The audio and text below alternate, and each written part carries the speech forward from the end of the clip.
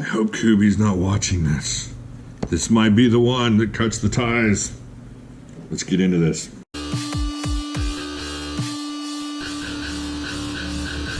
All right, everybody. Now, just to be honest and upfront, Kubey sent me this knife to check it out. And this is the Kubey KU212. And the Angry Commie Monkey box. Excellent. Check it out here. All right, now, from this point, it's really cool. All awesomeness. This point, it's still cool. So let's stay cool until it's not cool. All right, so what you're looking at is, well, first off, let's get the shot for the cover. All right, there we go. All right, so what you're looking at is 1, 2, 3, right at 3.4 inches. It wants to be 3.5, but it's like 3.4 inches of that D2 steel. Very excellent. Got the smallish Kubey logo. You know what the other just slapped the Angry Commie Monkey right there. Everybody would know it was Kubey. I would love that. All right. It's got this really cool hawk build blade. Kind of a little pointy down, what do you call it, like a sheep's foot hawk point. Just a cool, excellent shape to that blade. It's not my huge favorite, but it's fun and it's easy to cut with. If you're cutting like something in your hand or rope or something like that, that blade comes in really handy like that. Check it out. Take it across the back.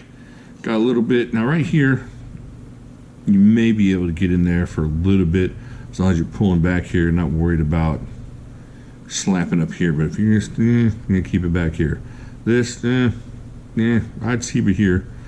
The jimmy becomes less useful when you're back here, but still useful because of the way it goes up like that and gives you a little extra jam on that. All right, now the handle. This is where we're gonna have problems. Kubey problems. All right, let's check this out here.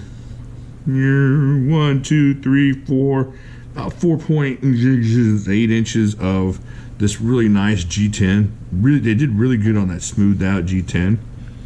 Check it out. I still like the pivot there, a little designed on there. I love the clip. I love the offset blue clip there, bluish purple. That's really cool looking. Got the G10 backspacer here. Steel liners. Flips like a dream. Just, I love flipping this thing. The one thing I don't like about this knife, well, let's check out the flip one more time, shall we? It works left-handed, obviously. It works right-handed. So it is not right-left. It is right-hand only tip up, but that won't stop me. I'd stick a lanyard on this. Oh, there's no lanyard hole. Oh, that's not good. Strike 2, Kubey. All right, no lanyard hole on this. Gonna have to give that one away. Oh my gosh. All right. It's going away now. Actually, it was going away before, but that's okay.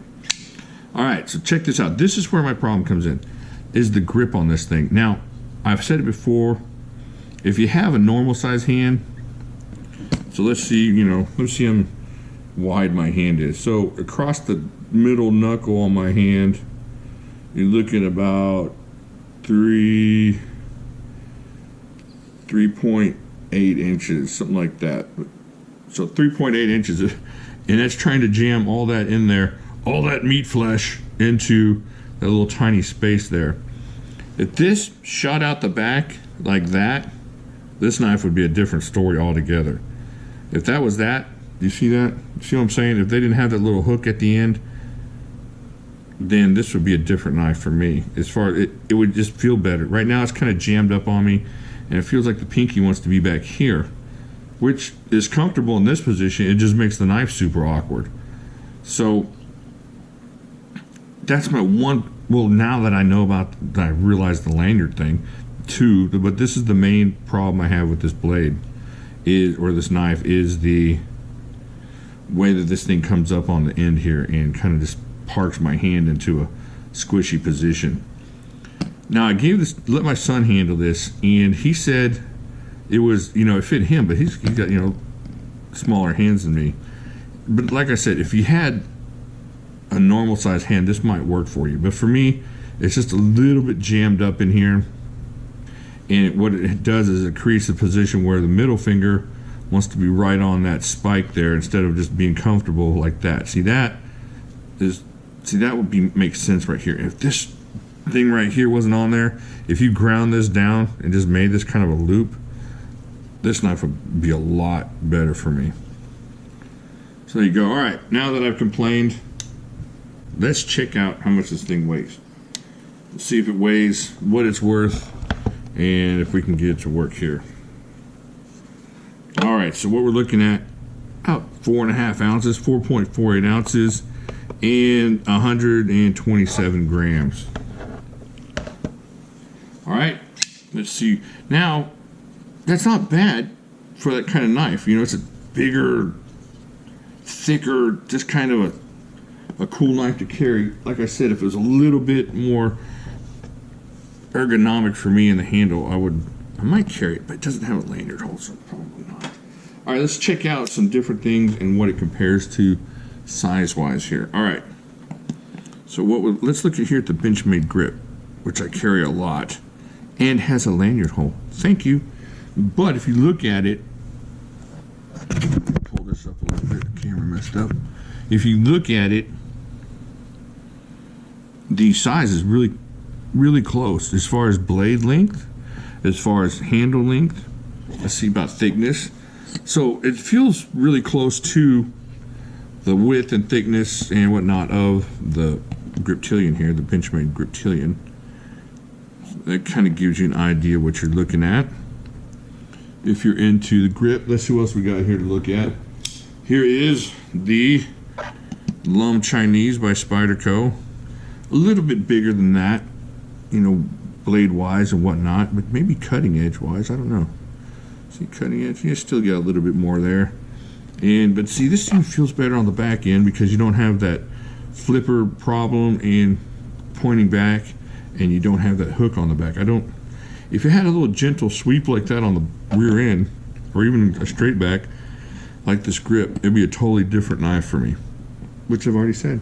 So, all right, let's put this away. This knife, get you a grip, and get you a Lum Chinese, or spend about 1/10 the money and get you a Kubey, or maybe 1/8, something like that.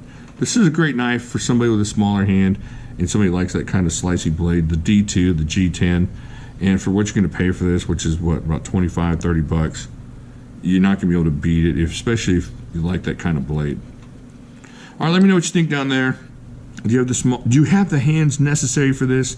If you do have the hands necessary for this, what do you think about this blade?